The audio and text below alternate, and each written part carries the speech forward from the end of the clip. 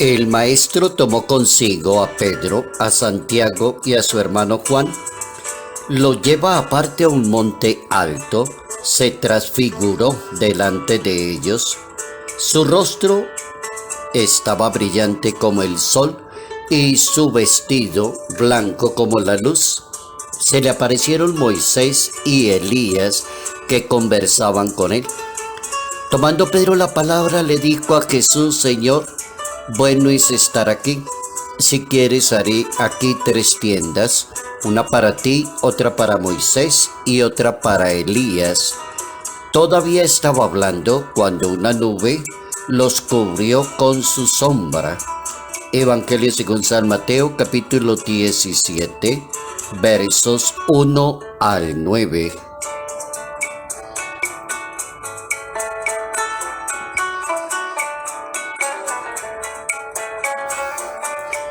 Jesucristo es verdadero hombre y verdadero Dios. Notas amables a la palabra de Dios. Domingo 5 de marzo, año 2023.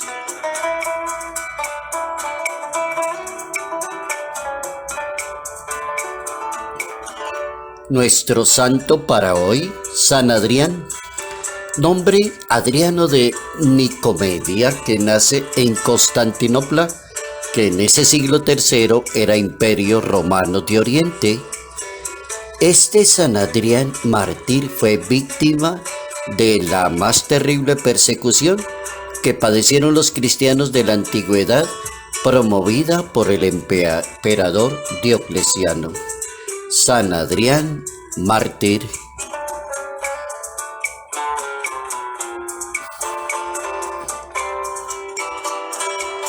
Jesucristo, verdadero hombre y verdadero Dios.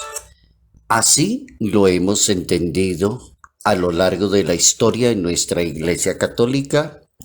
Así resplandece en la Sagrada Escritura el rostro divino de Jesús de Nazaret, que aprovecha la oportunidad para estos hermanos Pedro, Santiago y Juan conozcan el rostro divino, amable y misericordioso de Dios. Es algo así como una teofanía, y la palabra teofanía significa un medio por el cual Dios se vale para manifestarse, para darse a conocer. Teofanía. Dios se manifiesta, se da a conocer. El rostro resplandeció, dice la Sagrada Escritura, se volvió deslumbrante, muy brillante, y emocionó y tocó el corazón de los 3 discípulos de Jesús de Nazaret, para dejar una enseñanza impresionante y poner a pensar la humanidad. Por ejemplo, Moisés vivió una buena experiencia de Dios cuando escuchó la revelación de quién era el Padre Celestial. Dios se le manifiesta a Moisés, otra teofanía, en una zarza. Y así lo encontramos en el capítulo 3 del libro del Éxodo en una Biblia.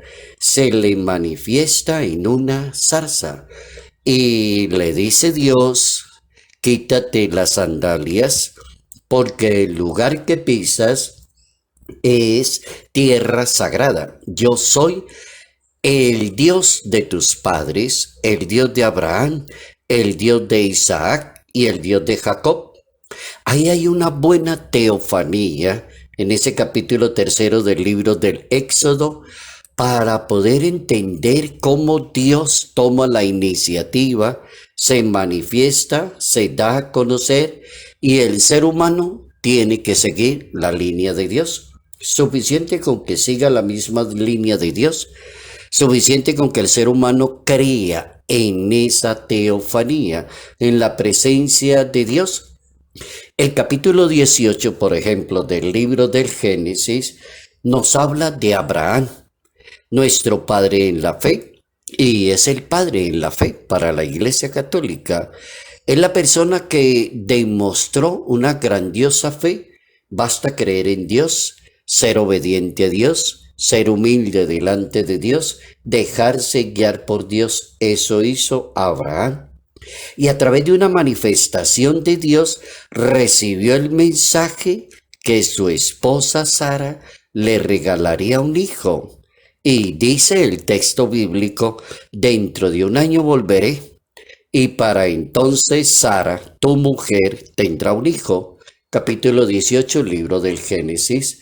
Otra teofanía, otra manera diferente como Dios se relaciona con los seres humanos, se manifiesta, se da a conocer y se manifiesta con los seres humanos para decirle a este hombre maravilloso, para Dios nada imposible. Si tu mujer no puede concebir, pues va a tener un hijo. Y así sucede en varias mujeres en la historia de la Sagrada Biblia. Y así sucede con Isabel. Y sucede con otras más para demostrar cómo Dios se manifiesta, se revela y se revela a través de cosas, de acontecimientos, de personas. Por ejemplo, la Santa Biblia habla de que Dios también se reveló y se le manifestó al pueblo judío y lo guió hacia la tierra prometida. Y en la noche era una columna de fuego y en el día era una nube y guiaba al pueblo de Israel. Claro que el pueblo de Israel tenía su guía que se llama Moisés y la obra la termina José. Pero cómo Dios se manifiesta, Pedro, Santiago y Juan, apóstoles del Señor, a través de la transfiguración, pudieron contemplar la divinidad del Maestro. Nos interesa como centrar hoy domingo la atención en una teofanía, en un misterio de la vida de Jesús de Nazaret, que se llama la transfiguración del Maestro. No es posible encontrar un episodio en la vida de Jesús de Nazaret que solo sea cruz o solo sea gloria. Hay una combinación perfecta entre lo que el Maestro hace y lo que el Maestro dice.